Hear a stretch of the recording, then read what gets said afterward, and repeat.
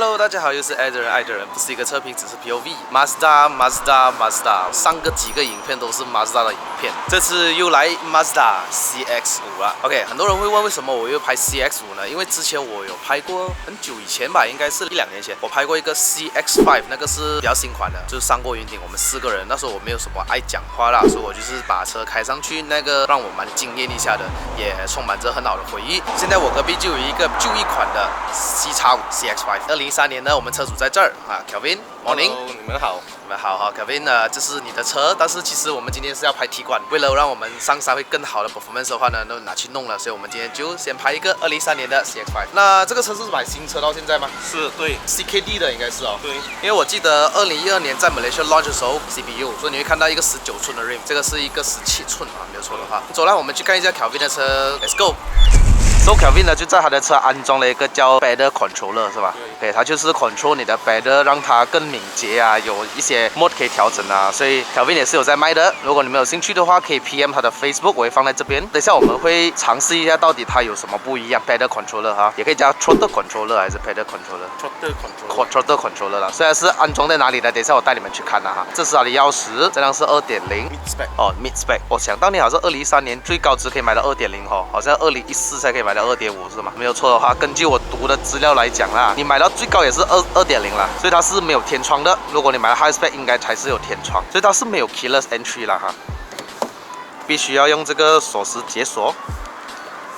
然后你开进去有 push start 啊，这个就是好像我们2017年看到 Mercedes-Benz 的1-200是没有给这个的哈。Bridgestone 的225 65R17啊，所以是17寸。High spec 的话是给19寸。给这个设计呢，当年来讲是非常的漂亮的 Kudo design 啊，所以 Mazda 的转捩点就是在这一代的 CX-5。想当年还卖得不错哦，所以为什么它过后有 CKD unit 本地组装？所以这边就是空间啦。这个椅子可以弄下来的哈，它有2个手把。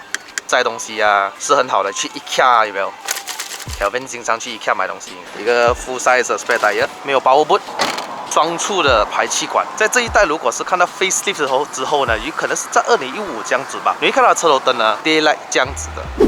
然后这一代的 daylight 是在传统的包，可以改啦，可以改。个人会比较喜欢 facelift 之后呢，它的灯是有带 LED 这样子，像 Mazda 6这样。现在二手6万块吧，到7万你就可以买得到。个人会比较建议拿一个2.5的，为什么呢？因为2.5的话，沥水的话肯定是比2.0来的好。OK， 那我们进去看一下后座空间哈。其实 Mazda 一路来的强项不是在于它的空间哈，我前面调整上我的驾驶座位其实也不是我的驾驶座位啦，因为我不知道为什么 Mazda 第2代的 CX-5 呢，它也是有一个 limit 的，它不能推到很后面的。如果你稍微比我更高，可能180、190，我觉得是比较难一点，所以我是身高173，前面调到最后的座位，剩下1个拳头，头顶呢有1个拳头4根手指，后面没有冷气吹风口。Mazda 呢的咖啡还有在这边 Maggie 面，中央扶手有2个置杯架。这个跟 Mazda 6一样的，软软的，椅子会比较偏硬，发泡棉会比较偏硬一点哈，所以如果你坐长途的话，可能屁股会痛一点点。这里不会有电动调节椅子哦，这里都是手动的，这是开油盖的。如果要开后尾箱的话，我不会看到这里有把灯啊，那只是给后面可以用 touchpad 而已啦。这是开引擎盖。我最喜欢的风景式踏板 ，Mazda 上面就会有。Kelvin 的 throttle controller 的话呢，它就会安装在这里面，所以你是不会看到的。所以它会安装在里面，连接你这个口，所以就是提升你的油门反应。蓝色盖。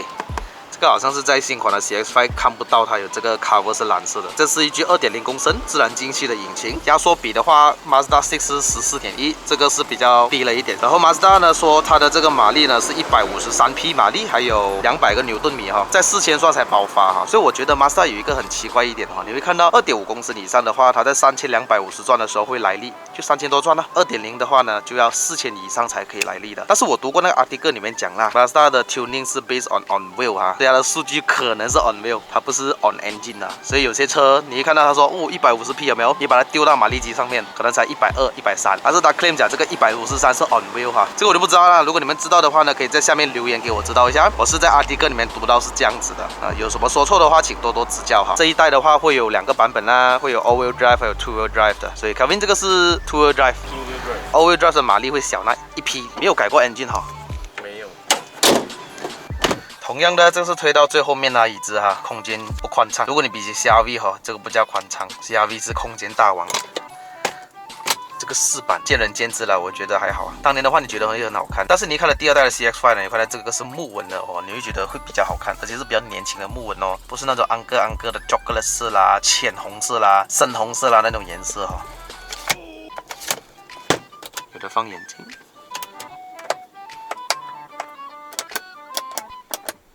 唱机可以换 Android， 但是这个唱机我觉得是比较干净啊，因为它是在里面的，看了比较整齐一点啦。当然你可以做后期拐杖了，如果你不喜欢的话。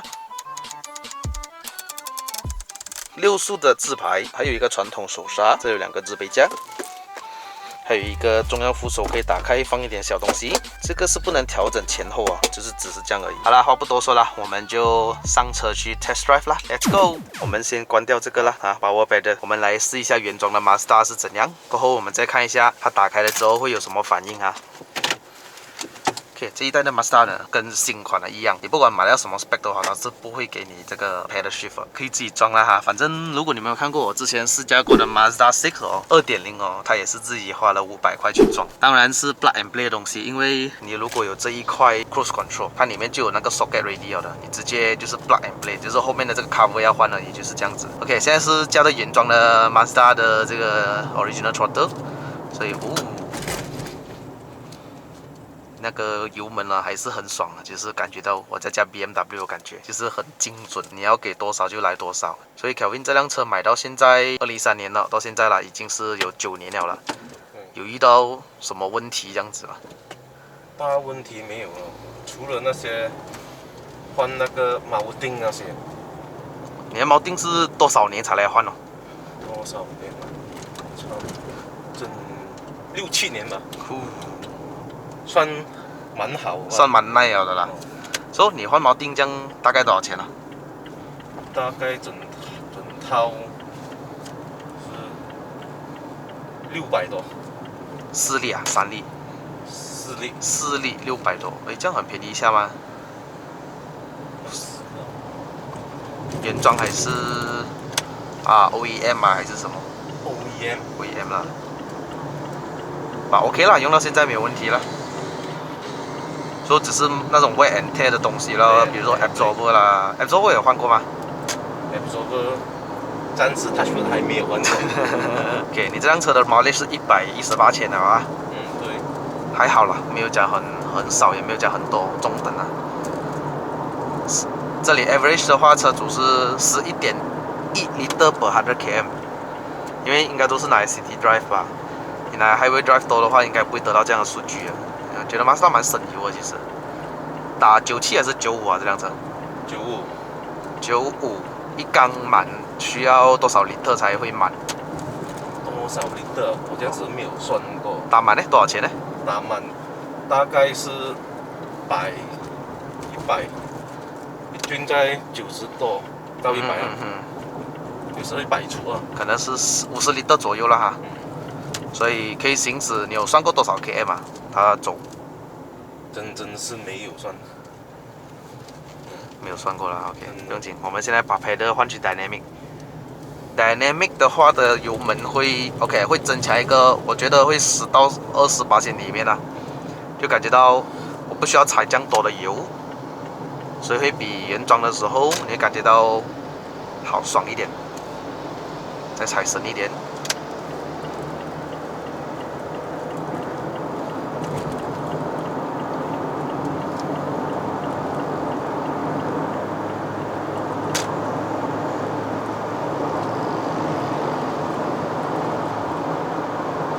这一代的 Mazda 的牙箱哈，它没有像最新的第2代的 CX-5 啦，它没有像它的牙箱换牙这么快，但是给我觉得它的 AT 已经是蛮不错了。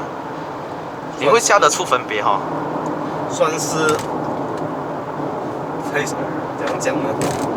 是很好用哦，这辆车。它很好用啊，只是说你会，如果你把这辆车2个加在一起了 ，CX-5 的第1代就是这一款哦。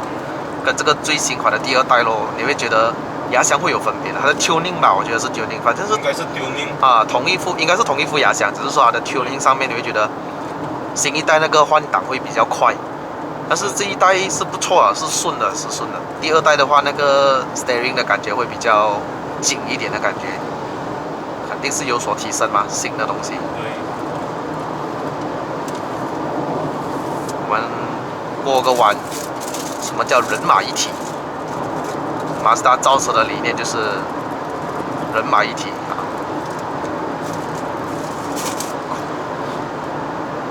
行驶着120 km/h， 我快一点啊，120 km/h， 2500转而已咯，蛮爽的一下。看到这种低转速在highway的时候。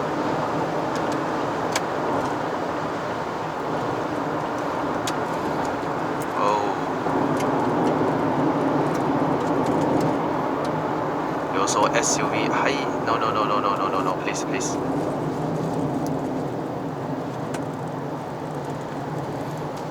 这辆车有 manual mode 了。好，我们来 test 一下它的那个 Sport 啦，这个是 Sport， 你平常用的，差一点点吧。我平时在 town 出外国都是用这个 Sport mode。对。它有一个 mode 是什么 ？Race mode。Race 就是很敏感那种了的哦。更加爆发力。哦，所以你平常用 Sport， 我来 try 一下你的平常驾车的感觉。哦，就是它的感觉就是踩20%就好像等于一个40-50%的油门这样。然后你看我一踩到一点没有，我的10%就是它的觉得哦我要搁车了。哦，那个油门很冲哦。在 Sport mode 很冲的哦，在 Race mode 更加冲。这个油门，我现在踩着我的油门啊，是30%，看到了吧？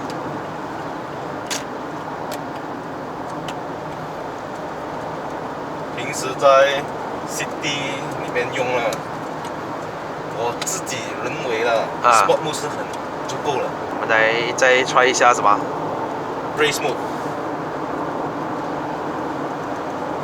更加敏感啊，更加敏感。我还没有真正去踩，但是就是我补那一点点油，你会看到 RPM 会上了的，就它会减压了，降档。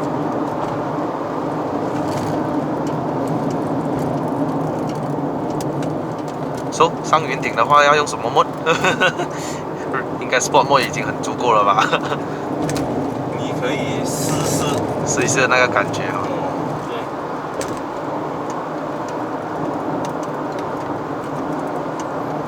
它的这个悬吊都会蛮偏硬的，它不会好像，如果你今天驾过 X70、X70啊，就觉得哇那个车好舒服哦，真的是超舒服。这辆车会比较有带一点路感，后面是 Multilink， 前面是 MacPherson， 你感觉到这个车它不是轻的，这辆车是有1522 kg，1.5 吨了啦，所以它的车身不轻的，但是你会感觉到它就是会比较硬朗一点哦，在这种路上面啊。但是如果你就追求要舒服的家庭用的话，我觉得可能 CX-5 不太适合我们这些人用啊，可能他们喜欢舒服驾车啦，看一下风景啦。然后他们就可能会选 X70， 因为 X70 真的是很舒服了。刚刚用 Race mode， 我觉得我有点不太习惯，因为我踩那一点，他以为我真的是要 Race 啊，所以 Sport 应该还好。这辆车的 engine 跟我驾那个 Mazda 6一样的那个感觉是，你要踩多一点，你再来，就是要玩高转的。压缩比会比 Mazda 6来的低一点，13:1，Mazda 6是14:1。我们来 test 一下它的压箱反应啊，我觉得是蛮快的这个压箱反应。OK， 我减档。减档是推上哦，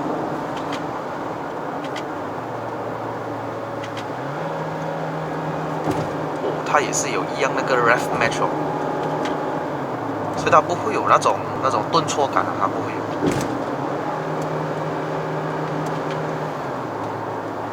哦，我忘记了哦 ，Mazda 跟 BM 是一样的，我一直不习惯啊，人家推上是加，这辆车推上是减。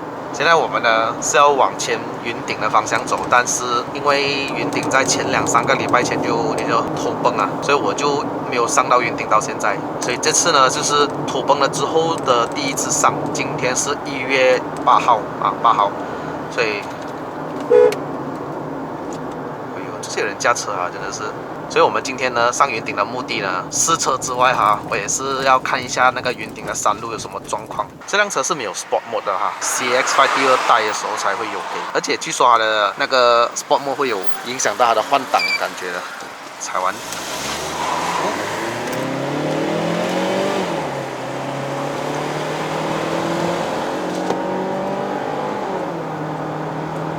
100。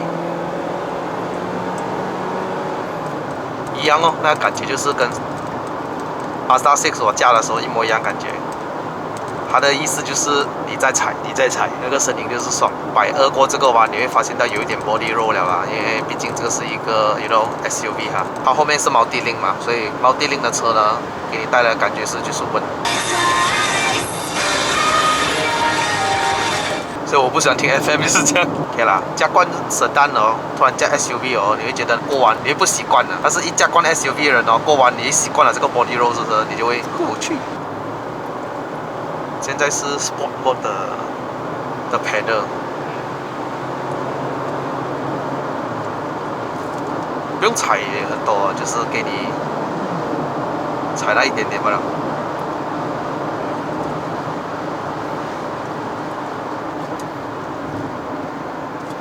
觉得 brake 会吃吗？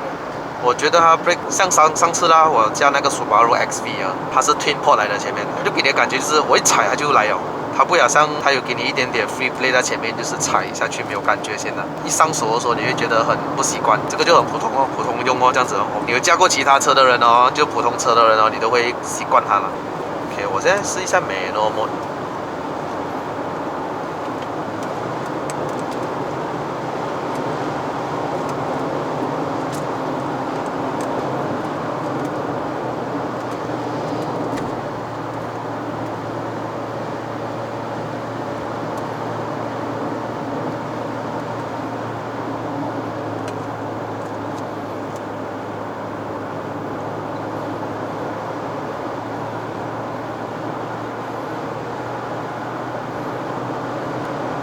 这辆车不懂到里面红线啊，它会帮你换压吗？如果用Manual Mode的话，有试过吗？我其实很少用Manual。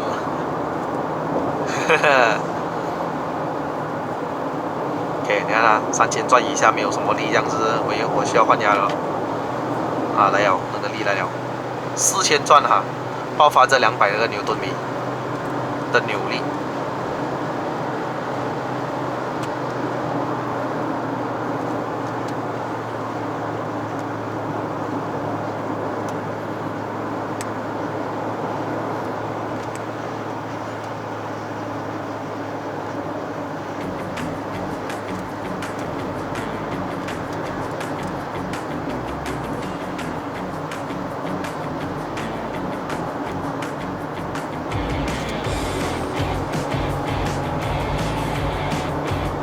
4000转开始来，那个爽度。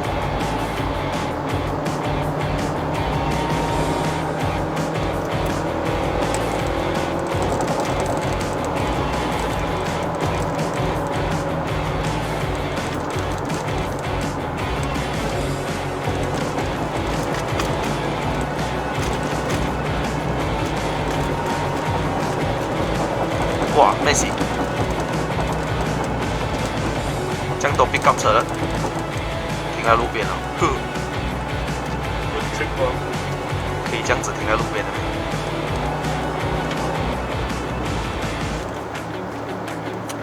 那我们现在就，他知道我在上山哦，第一幕都会帮我锁着牙的，这个是我非常喜欢的，它牙响反应非常的好。我们来到这边的话，就是代表要干嘛呢？如果你有看我一路来的影片的话，你就知道我就要上山了哈。所以我们就影片就到此结束了。留守我的这个频道，我们看 Part 2上云顶的这个表现会怎么样？这辆车是福利原装哦，除了这个 Power Pad 的，也非常感谢 Kevin。那我们就关车。